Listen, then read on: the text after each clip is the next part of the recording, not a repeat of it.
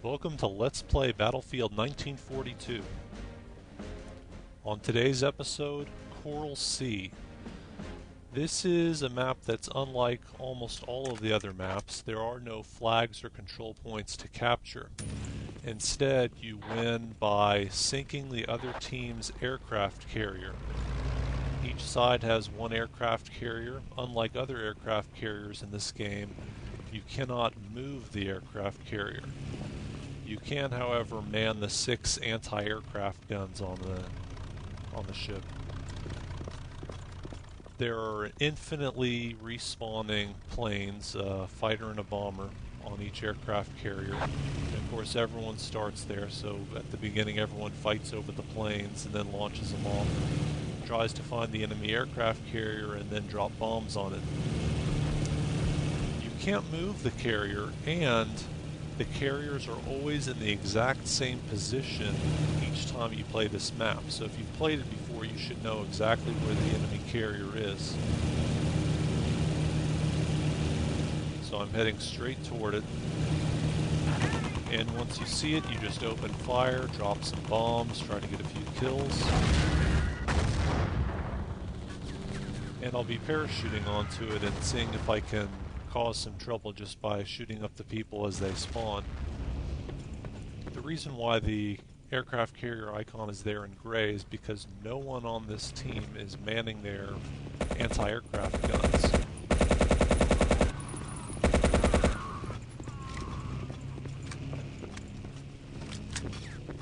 The most challenging thing to do when you're trying to just sow confusion shooting at people is, where do you go to reload the ammo on your machine gun when you run out of ammo? You have to get to safety, and usually they'll be able to counterattack while you're trying to reload the gun. Another fun thing to do on this map is to spawn as an engineer and drop a bunch of landmines on the runway.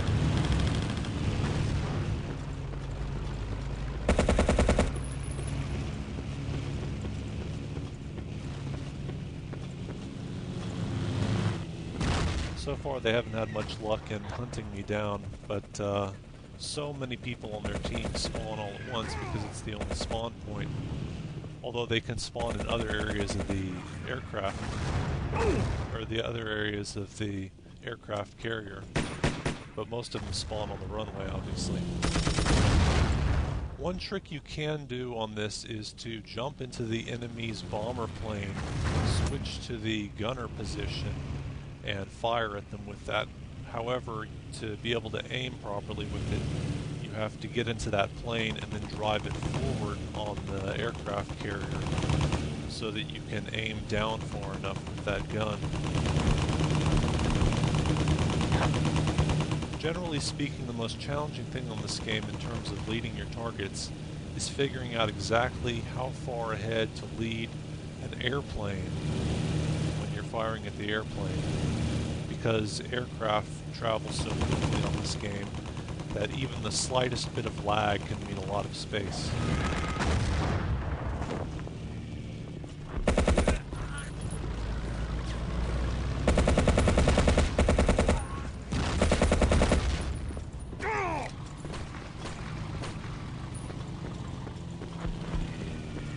Normally everyone, or a very large percentage of the people in this game, spawn as an engineer for this map because they need to repair the aircraft carrier.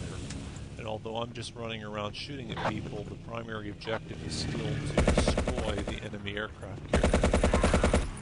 If the whole team is very coordinated and keeps repairing the ship, it can go on for a fairly long time. On the other hand, if there's people like me all over the aircraft carrier just shooting people so they can't repair it, can't easily get into the airplanes, then it can be very difficult for them to repair it, and it is possible to just fly around and bomb it to death. The other thing I've noticed so far on this round is that the other team hasn't been making very much use at all of their anti-aircraft guns, the flak guns. This is one map where people actually will use their flak guns a lot and take down enemy aircraft.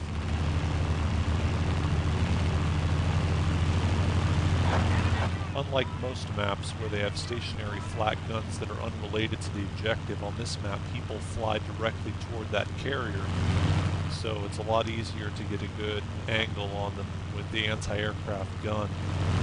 Since the plane's flying right toward you, you can just point your flak gun right at the plane and open fire.